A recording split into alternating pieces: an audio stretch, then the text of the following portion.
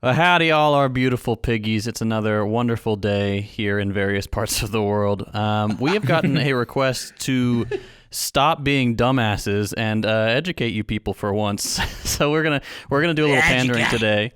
Yeah, we're gonna do a little pandering. Go back to our roots and teach y'all a little something about mass movements, organizing, parties, what works and what doesn't, and such things. So we've got three different little presentations to give you. I'm going to do one on the Black Panthers, and I'll go ahead and start with that, and then we'll get to the other boys in just a little bit.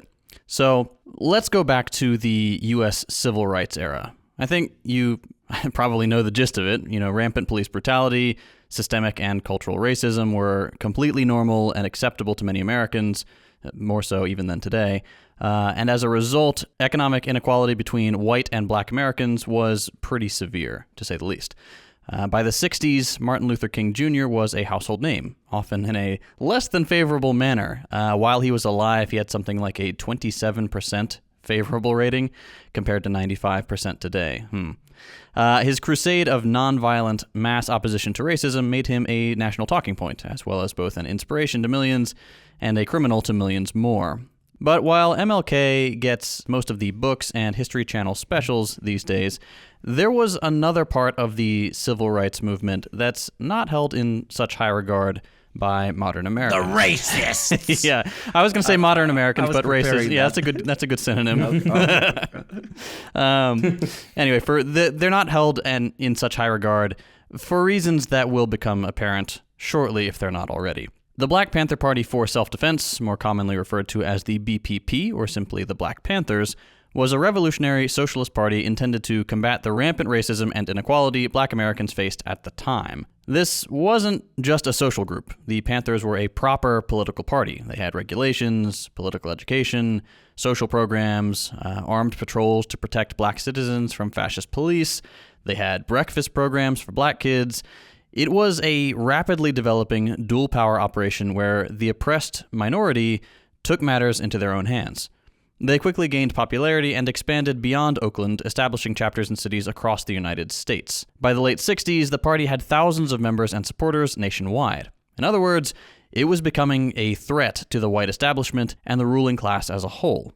But before we get to that, let's take a quick look at their 10-point program, because this is really important, and it's what distinguishes things that are actually organizations or parties or legitimate movements from spontaneous stuff, which we'll talk about in a little bit. And I'm going to paraphrase each point for brevity.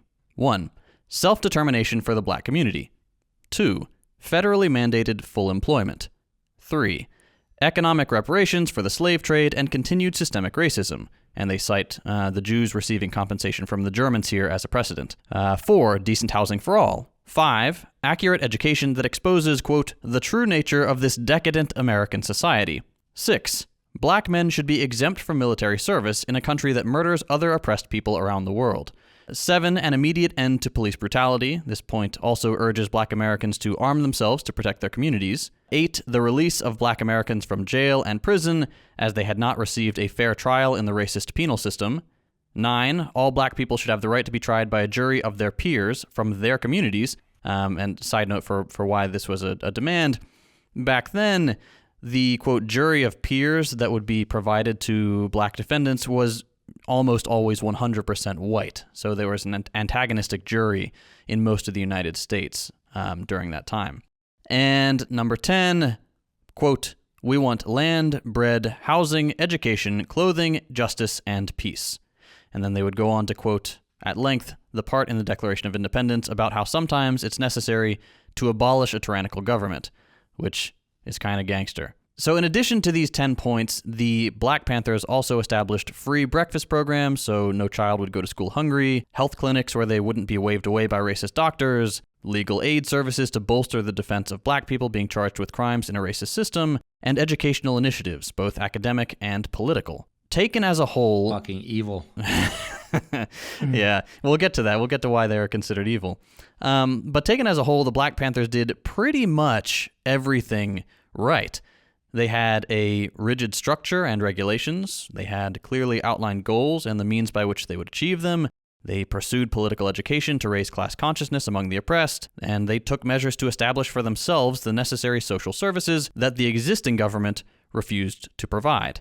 So in essence, they embodied what it's meant to be referred to as a government in waiting. That is, a group that is capable of taking the reins and running a society when the existing government fails or is overthrown. But that's a little optimistic. Let's not get ahead of ourselves. First, an organization or party or mass movement has to survive severe state repression. So, how did the Panthers fare in that regard? Well, needless to say, the cops and the feds really didn't like their militant rhetoric and socialist politics.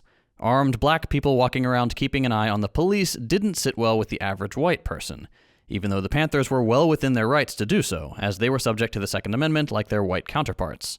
Of course, black people benefiting from laws white people enjoyed was scary, and that put them on the government's shit list. Over the years, the Panthers faced numerous conflicts with the police, as well as an intense intelligence campaign to undermine and dismantle the party. Infiltration was, and remains to this day, one of the most dangerous threats a socialist organization can face, and the FBI was ruthless in their surveillance, disinformation campaigns, and use of informants and moles.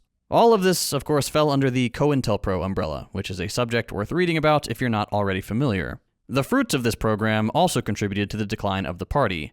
Key figures, including Huey Newton and Eldridge Cleaver, were arrested and thrown in prison on bogus charges, leading to power vacuums that undermined the resilience of the organization. Then you had the infamous optics problem. Where MLK was able to garner some very useful white support, the Panthers and their militant rhetoric spooked the average white person. And the FBI disinformation campaign stoked those fears by smearing the party as a group of violent and criminal thugs. Of course, outside pressure was only part of the problem. Something we're very familiar with on the modern left also played a key role.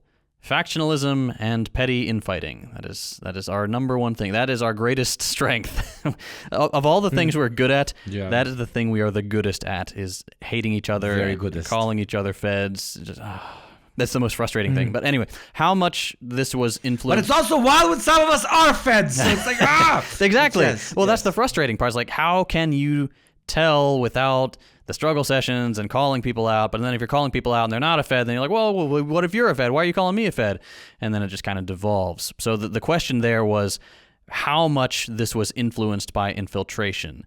And that's the question we have today as well. But the fact remains that the left is absolute dog shit at unity, regardless of the reasons. And the Panthers faced that problem too. Disagreements over tactics and personal rivalries weakened the party significantly over the years. There was also the problem of financing the operation. It's not easy or cheap to run all the social programs the Panthers did, and the money troubles were made worse with having to come up with legal funds and donors pulling their support as public opinion soured under the influence of COINTELPRO propaganda. By the time the late 70s and early 80s rolled around, conservatism was on the rise, Reagan was about to make things way worse, and general liberal sentiment had firmly turned against radical politics. The Black Panther Party officially ceased operations in 1982. So, what worked and what didn't? Well, ideologically and strategically, the Black Panthers did a really, really good job.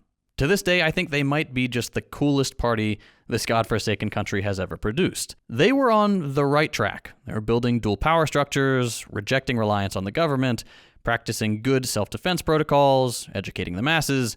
That's all good stuff. Where the Panthers failed, and I don't think we can really blame them here, was in their inability to resist infiltration and the undermining of their organization. The U.S. intelligence apparatus is, or at least was back then, it's slightly less so today, but it was incredibly powerful. The feds had nearly infinite funding to pour into counter-revolutionary programs like COINTELPRO, and it stands to reason that the most powerful government on earth could overcome an upstart party of the oppressed underclass who already faced extreme prejudice from their fellow citizens. The one thing they could have addressed, though, and this is something that every socialist project needs to address, is that factionalism we mentioned. Yes, there will always be disagreements, but guys, come on, you've got bigger things to worry about. Like, bicker later, or at least bicker more quietly. And I think the CPC, the Communist Party of China, actually handles this pretty well. At least publicly. Oh my God, get them G-Bucks. Get them G-Bucks. Send them to me, please. I'm ready. You know, they at least publicly show a united front, right? By the time a public vote comes around, you pretty much always see a unanimous decision. which sends us Westoids into a frenzy because, oh, they're brainwashed. But it's really just because all the debates and struggle sessions have already happened behind closed doors before the vote. It's no different than parenting. If you don't want to present a crack in the armor for your child to exploit, you have to present a unified front. You can worry about the fine details between yourselves when it's advantageous and safe to do so. But presenting opportunities for reactionaries or toddlers to wiggle in and expand is a recipe for disaster. So, rip Black Panthers. Please come back. You guys are so cool. Tremendous loss.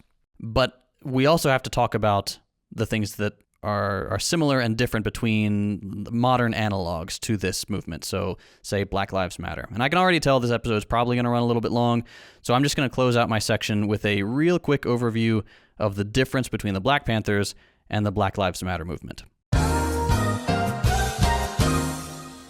Hello, dear listener. Editor JT here. This has been a little sneak peek of one of our monthly exclusive Patreon episodes. If you want to hear the rest, support the show, get episodes a week early, and lots of other benefits like access to our Discord, check out our Patreon at patreon.com/thedeprogram.